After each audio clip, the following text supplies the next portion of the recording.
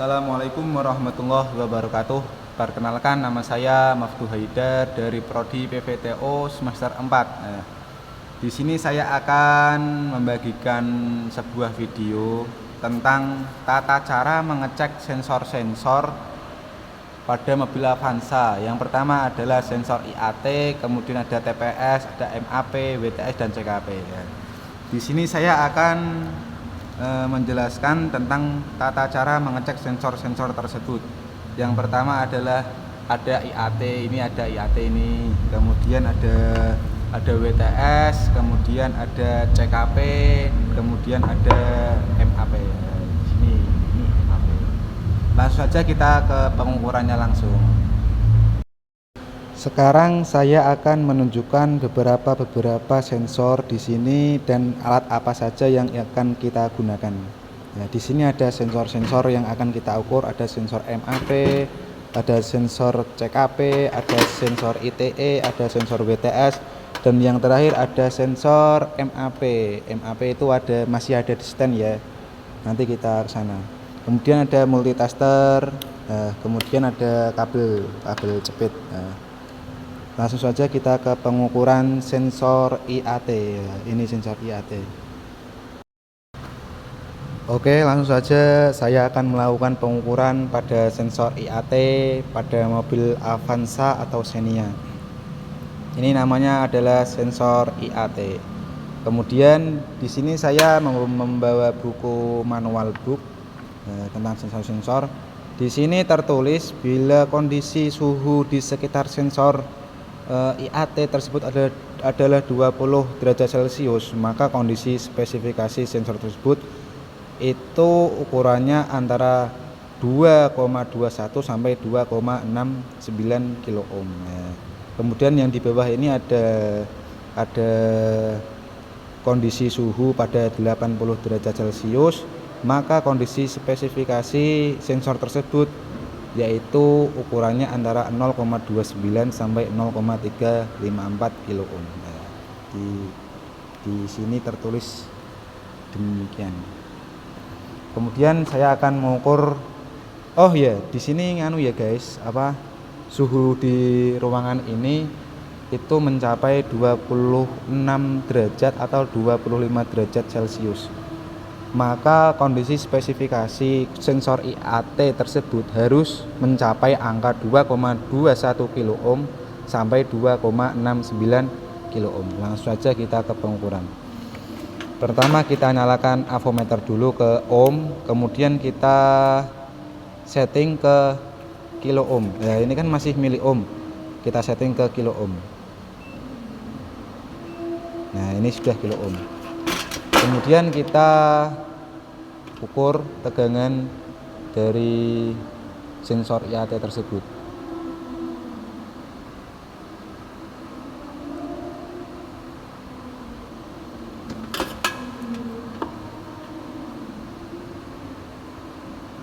Nah, di sini tertulis 1,6. Berarti sensor di sini, sensor IAT ini spesifikasinya jelek, berarti rusak atau harus diganti. Nah, ini cara pengukurannya. Kemudian kita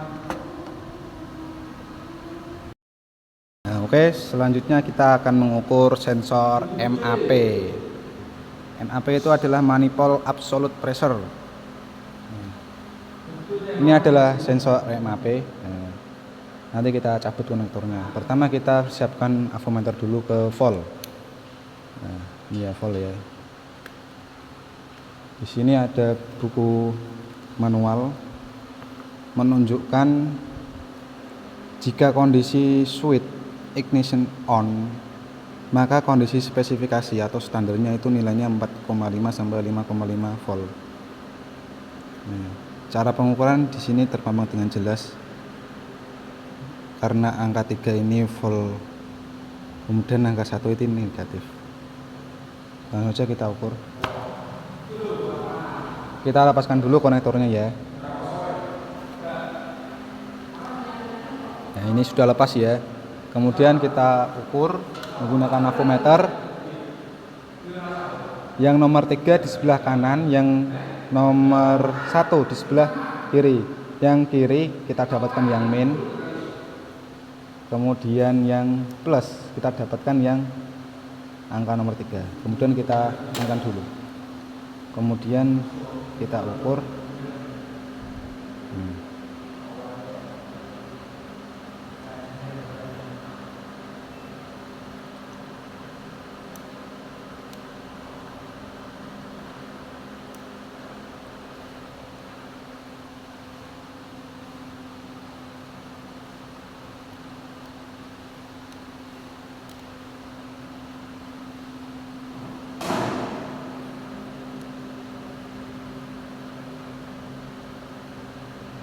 Dan pengukuran tersebut adalah 0,3 0,2 ya, berarti sensor NAP ini ada yang trouble ini, atau ada yang rusak, gitu kira-kira.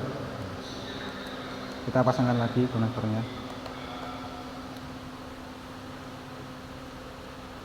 Kita on off kan.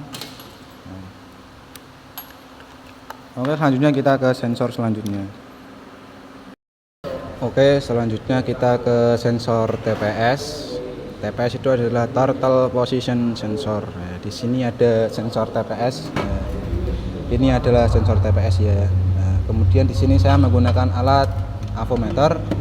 Kemudian ada kabel jepit. Kemudian di sini ada manual book.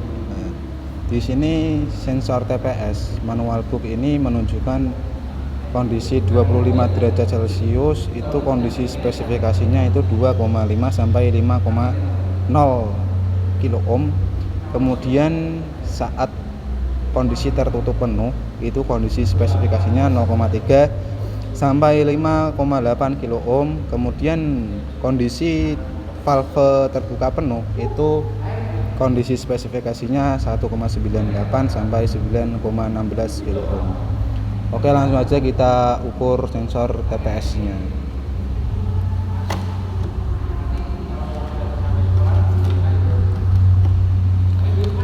Kita menggunakan kabel jepit ya guys. Ini yang posisi 1, yang kanan pojok ini adalah volt. Kemudian yang nomor 2 itu negatif, yang nomor 3 itu PSW. Kita pertama hubungkan yang volt dulu ke avometer. Bentar, kita select dulu ke kilo ohm.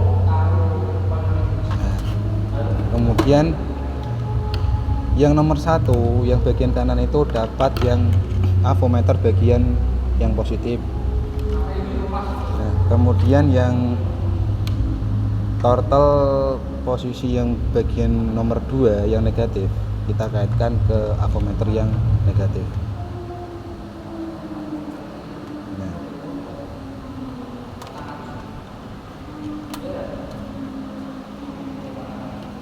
kemudian di sini muncul angka pengukuran 3,160 kilo ohm. Berarti tadi kondisi spesifikasinya 2,5 sampai 5,0 kilo ohm. Berarti ini kondisi baik, berarti sensor TPS-nya berarti kondisi baik.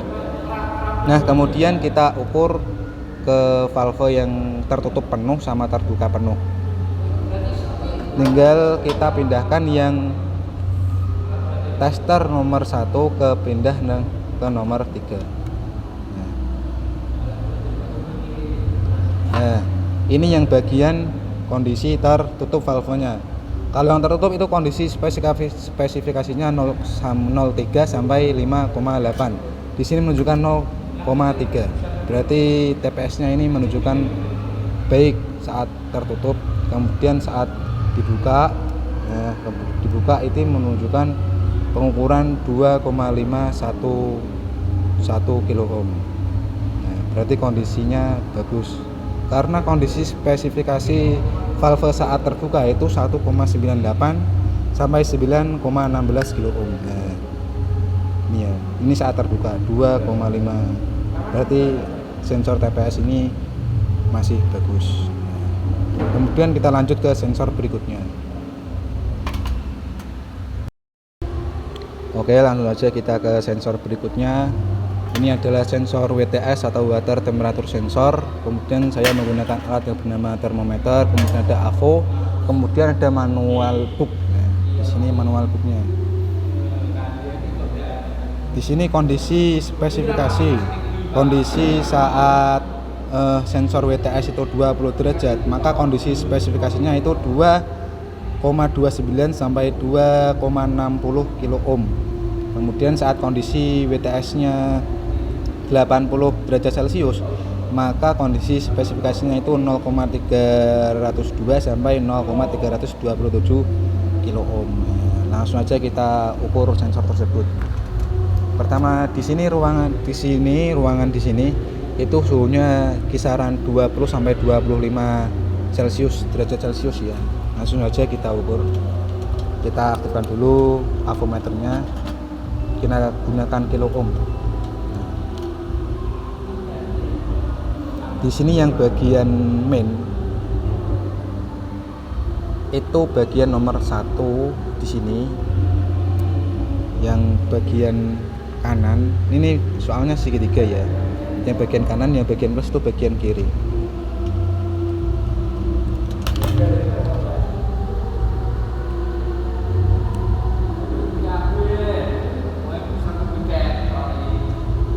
Nah, di sini menunjukkan angka 1,705 kilo ohm ini saat suhu di sensor 20 derajat Celcius.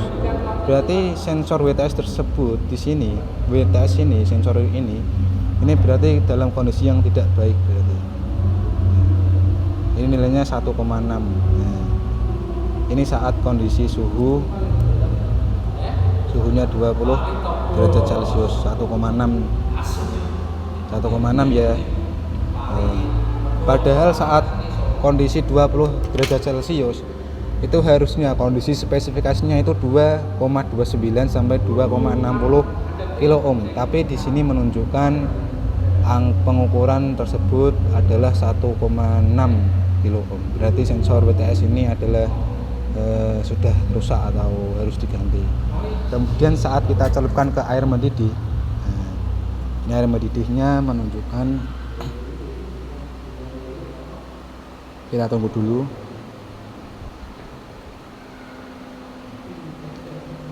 Oke, air mendidihnya ini menunjukkan derajat 65 atau 70-an ya.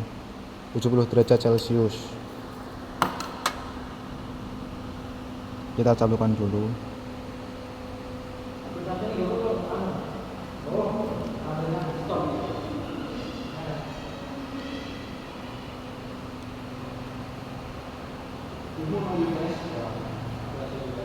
Nah, kemudian kita ukur sama yang seperti tadi ya. Yang plus itu bagian kiri, yang min bagian kanan.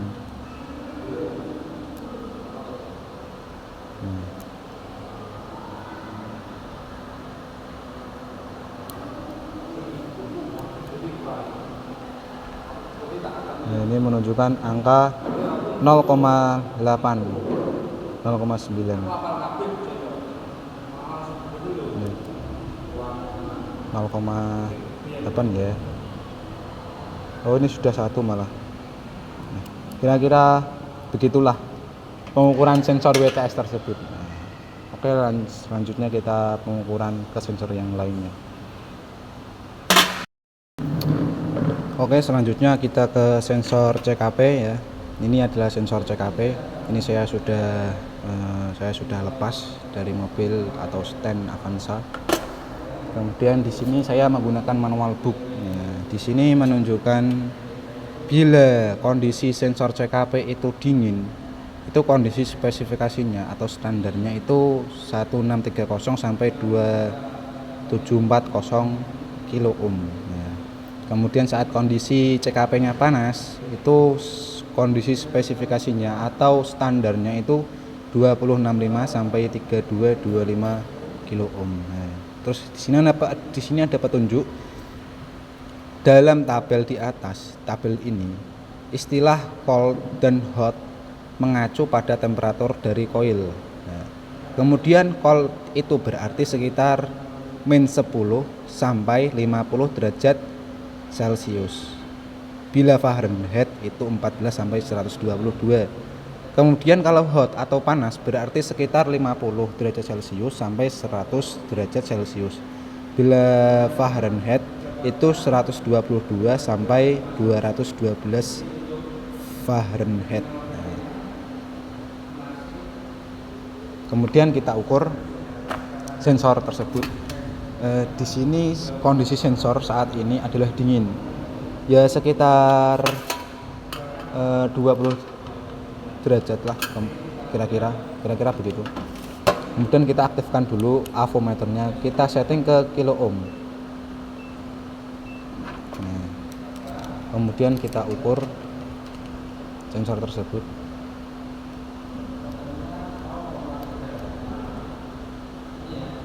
Nah, di situ muncul angka 2,157 kilo ohm.